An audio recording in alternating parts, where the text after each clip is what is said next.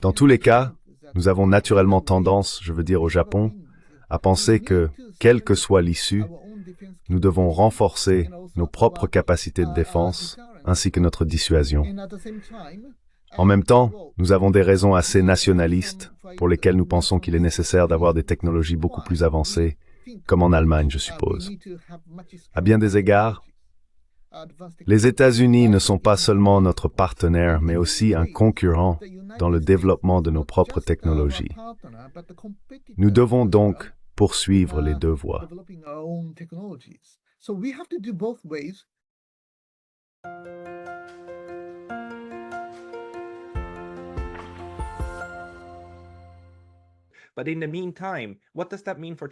Mais en attendant, qu'est-ce que cela signifie pour la politique étrangère du Japon? Je veux dire, en ce moment même, alors que nous parlons, les Américains votent et nous ne savons toujours pas qui sera président. Mais quel qu'il soit, la pression sur le Japon pour faire partie de la stratégie Indo-Pacifique des États-Unis sera assez forte. Alors, que prévoyez-vous? Que peut produire ce cabinet japonais instable en termes de stratégie de politique étrangère? Ou la stratégie de politique étrangère est-elle déjà définie par les ministères et l'appareil bureaucratique? Va-t-elle simplement continuer à fonctionner comme elle le fait, ou vous attendez-vous à des changements? Je veux dire internes, non induits de l'extérieur.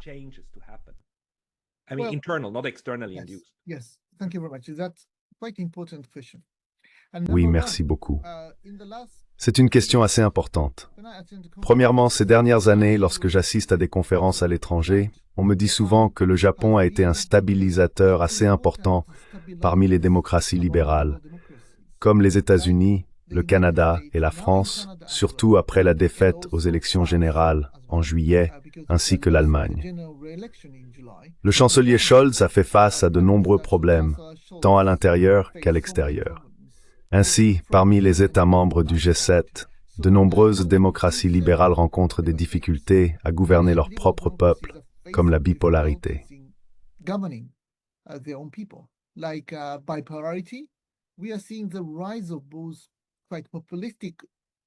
Nous assistons à la montée de partis populistes, d'extrême droite et d'extrême gauche, comme on peut le voir en Allemagne en particulier. De plus, la montée du populisme, du nationalisme et de la bipolarité, notamment aux États-Unis. Eh bien, quel que soit le vainqueur, nous continuons à observer la nature bipolaire de la politique américaine. Cela nuirait sans aucun doute gravement au leadership mondial américain. Au cours des dernières années, à la place de certains de ces pays, je pense que le Japon a apporté une stabilité à la solidarité du G7.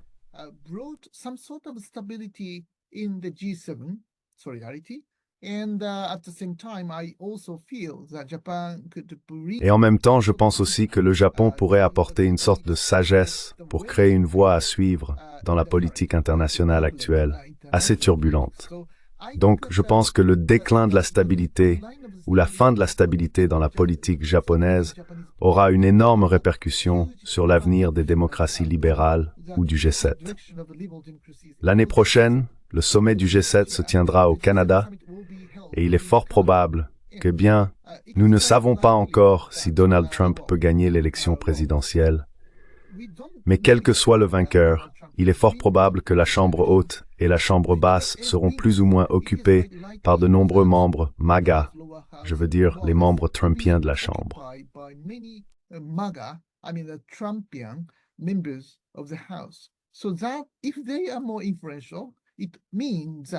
Donc, s'ils sont plus influents, cela signifie que le Canada fera face à un sérieux problème pour maintenir une bonne relation avec les États-Unis. Dans les années à venir, nous continuerons à avoir des difficultés dans ces pays démocratiques libéraux. Le déclin de l'influence japonaise au sein du G7 ou des démocraties libérales aura, je pense, un impact énorme sur la solidarité de ces pays démocratiques libéraux.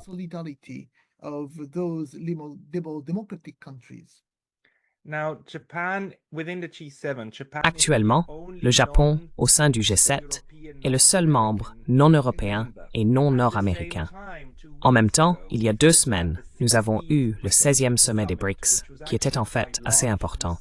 Et nous voyons ce nouveau groupe de pays émerger, pas nécessairement comme un contrepoids au G7 ou à l'Occident, mais ils construisent simplement une structure alternative.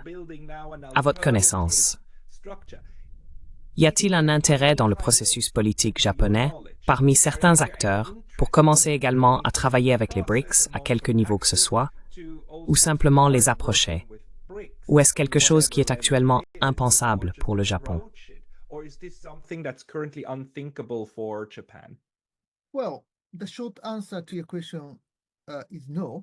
Eh bien, la réponse courte à votre question est non, mais avec quelques réserves.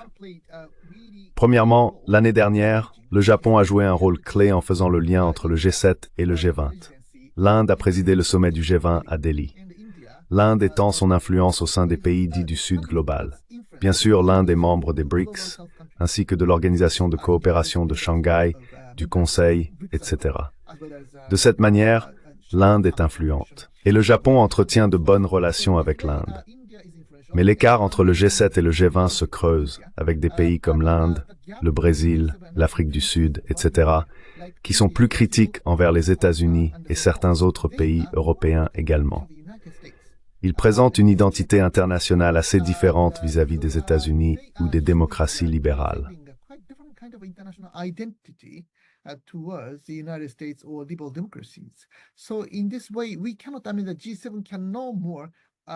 De cette manière, le G7 ne peut plus prétendre à la légitimité ou au pouvoir au sein de la communauté internationale. Et de nombreux dirigeants japonais le savent en réalité. Par conséquent, nous ne pouvons pas simplement exclure ou antagoniser les BRICS parce que des pays comme la Chine et l'Inde sont influents, voire plus influents qu'auparavant. C'est pourquoi le Japon a soutenu la création du RCEP avec la Chine. C'est une sorte d'accord de libre-échange. L'accord de libre-échange du Japon avec la Chine et la ROC, République de Corée. Au cours des dernières années, le Japon a présenté une vision assez inclusive pour l'ordre régional, comme une vision indo-pacifique libre et ouverte. Cette vision inclusive de l'ordre international, la vision inclusive du Japon pour l'ordre régional, est quelque peu différente de la vision américaine, beaucoup plus conflictuelle pour l'ordre régional, en particulier envers la Russie et la Chine. Oui, s'il vous plaît.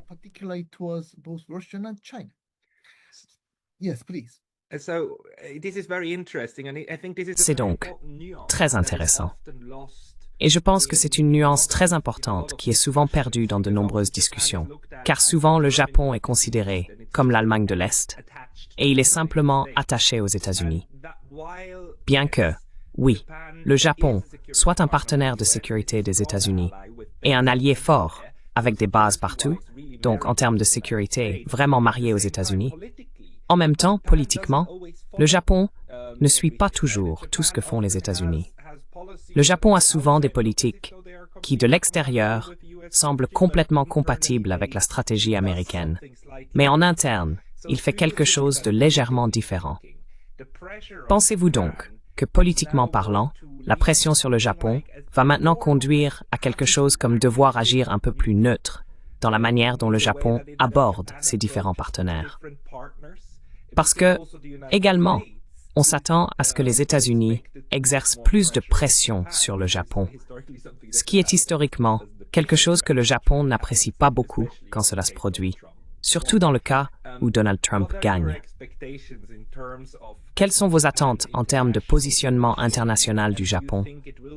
Et pensez-vous qu'il essaiera d'être plus un pont qu'une tête de pont pour certains intérêts d'un côté ou de l'autre?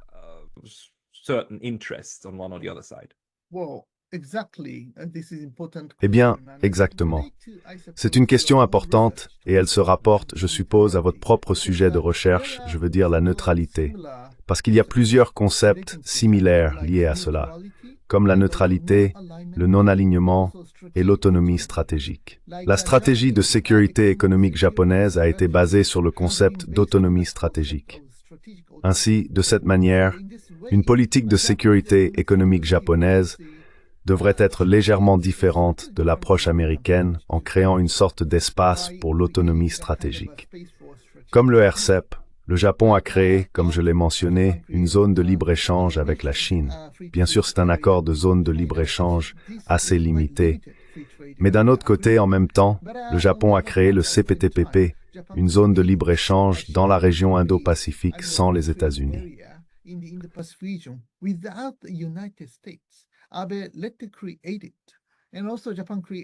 Abe les a laissés le créer.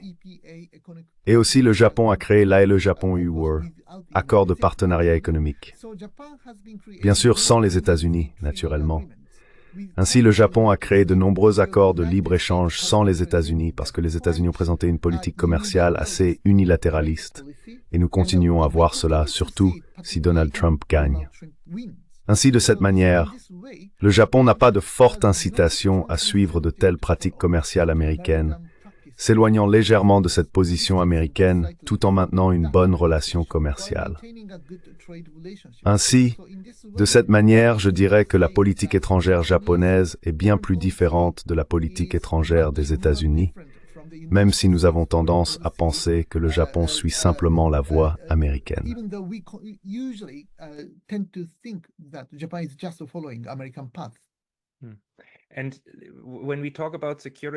Et quand nous parlons de politique de sécurité, mon impression de l'environnement japonais, surtout parmi les experts en politique de sécurité, qui sont également influents, comme vous, conseillant les politiciens, est qu'il y a deux écoles de pensée. L'une dit que nous devons avoir plus d'armes et être plus capables de soutenir davantage les États-Unis. Et l'autre dit que nous avons besoin de plus de capacités pour, en cas d'urgence, agir seuls, n'est-ce pas? Plus d'autonomie stratégique au cas où le parapluie de sécurité américain se refermerait. Et je ne vois pas ces deux écoles comme s'opposant l'une à l'autre, mais plutôt comme fonctionnant en parallèle. Est-ce une impression que vous partageriez? Ou voyez-vous l'état d'esprit ici différemment?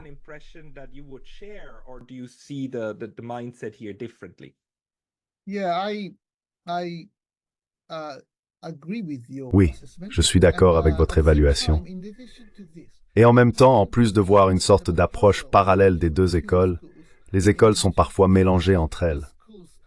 Par exemple, nous continuons à voir une politique étrangère américaine assez imprévisible et fluctuante, et nous ne pouvons pas prédire le futur cours de la politique étrangère américaine. Donc, si les électeurs des États-Unis deviennent beaucoup plus tournés vers l'intérieur et l'Amérique d'abord, nous devons être plus indépendants. Mais en même temps, la raison pour laquelle les électeurs américains sont en colère ou du moins frustrés, c'est qu'ils pensent, ou comme le mentionne Donald Trump, que les alliés américains comptent trop sur l'aide américaine.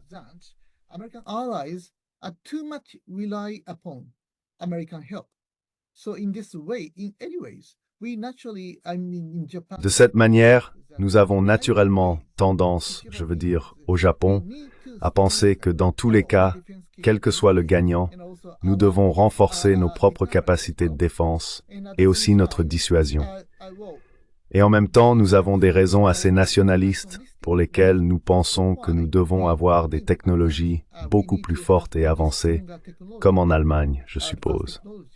À bien des égards, les États-Unis ne sont pas seulement notre partenaire, mais aussi un concurrent dans le développement de nos propres technologies. Nous devons donc faire les deux. Collaborer avec les États-Unis dans un nouvel alignement de la chaîne d'approvisionnement mondiale, mais en même temps, nous devons toujours penser que l'Amérique est notre concurrent dans le développement de technologies beaucoup plus fortes, des industries automobiles, et ainsi de suite. Nous devons donc faire les deux. Nous renforcer notre partenariat avec les États-Unis.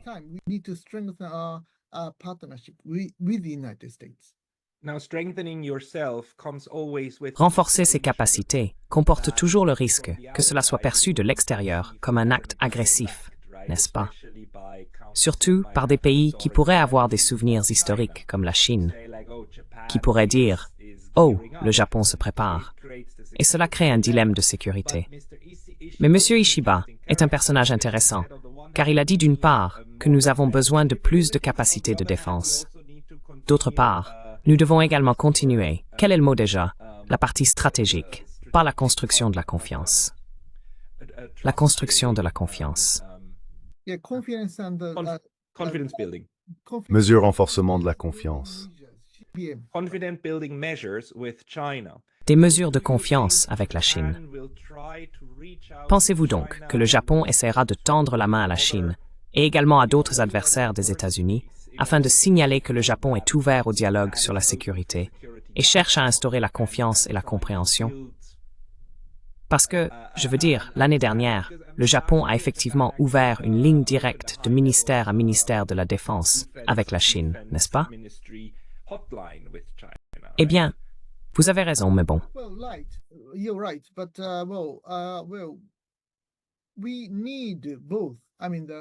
Nous avons besoin des deux. Je veux dire, nous avons besoin à la fois de mesures de confiance avec la Chine. Nous avons également besoin de dissuasion, car nous ne pouvons pas prédire l'évolution future de la politique chinoise. Nous ne savons pas si la Chine est prête à utiliser la force militaire ou non. Nous devons donc nous préparer aux deux cas. Je veux dire, si la Chine n'est pas prête à utiliser sa puissance militaire, nous pouvons nous rapprocher de la Chine. Mais si la Chine est prête à utiliser sa puissance militaire pour étendre son influence sur les territoires de la mer de Chine orientale et de la mer de Chine méridionale, bien sûr, elle l'a déjà fait auparavant dans les deux régions.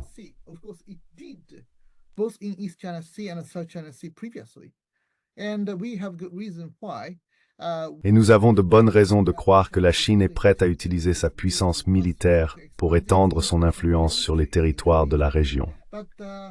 Mais pour revenir à votre question initiale, le budget militaire chinois est maintenant 5 fois plus important que le budget de défense japonais.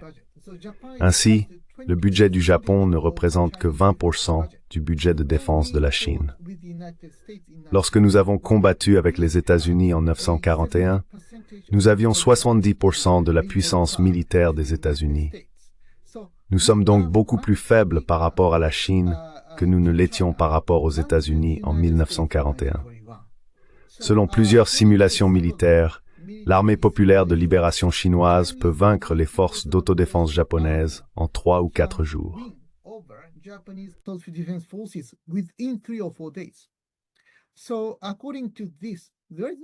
Donc selon cela, il n'y a aucune raison pour que les dirigeants militaires chinois qui le savent aient peur de la puissance militaire japonaise.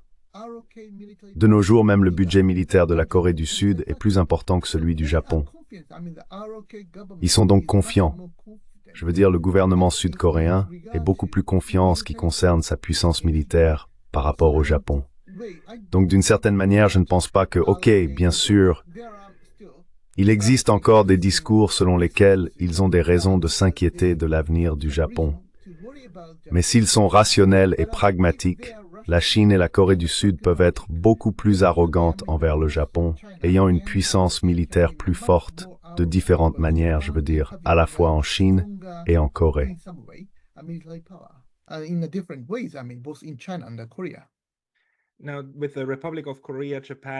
Actuellement, avec la République de Corée, le Japon entretient de bonnes relations de travail, bien qu'il subsiste une certaine animosité. Mais la Corée du Nord est également toujours présente.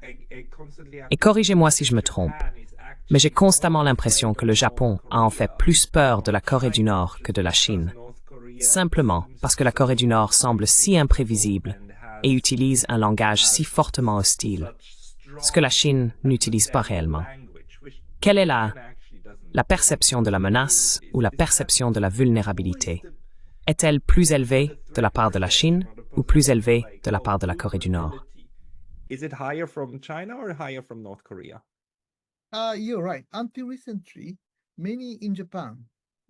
Tu as raison.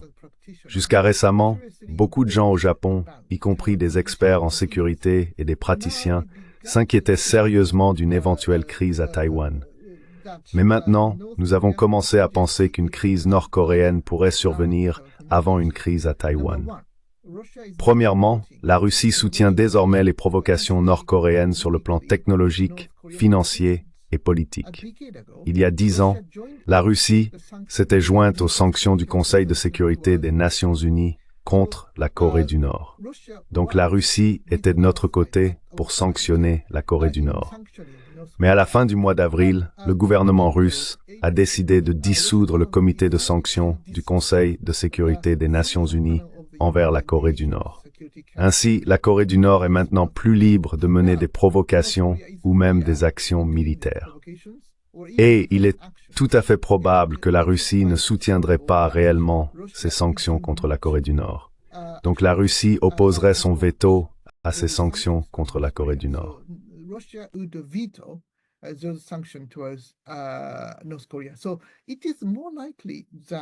Il est donc plus probable que la Corée du Nord puisse agir, mais elle ne le fera pas. Ainsi, le gouvernement sud-coréen est sérieusement préoccupé par cela. Et pour augmenter la dissuasion, le Japon doit collaborer beaucoup plus étroitement avec la République de Corée.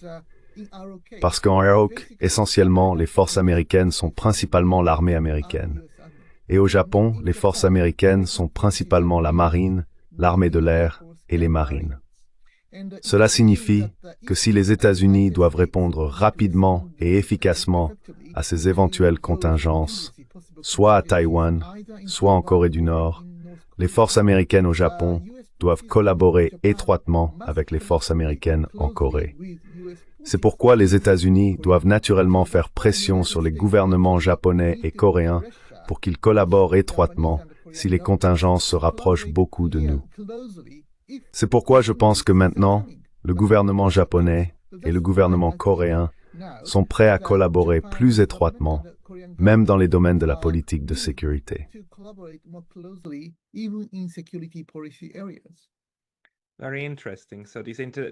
Très intéressant. Donc ces pressions internationales vont accroître une sorte de mouvement politique sur le front de la sécurité. C'est certain. J'ai beaucoup d'autres questions, mais en fait, nous devons conclure. Professeur Hosoya, si les gens souhaitent suivre vos écrits et vos analyses, où peuvent-ils vous trouver?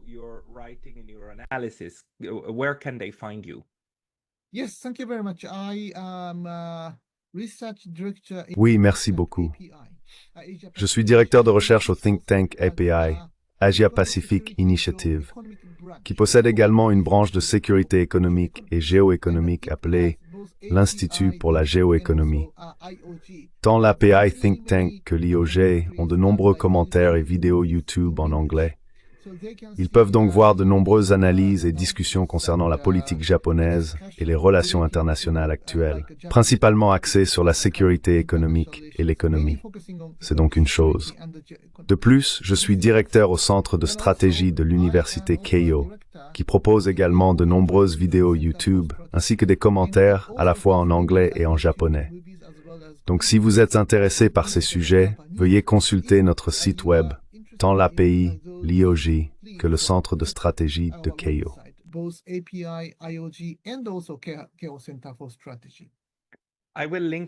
Je mettrai tous ces liens dans la description ci-dessous. Professeur Yuichi Hosoya, merci beaucoup pour votre temps aujourd'hui. Merci beaucoup, en effet.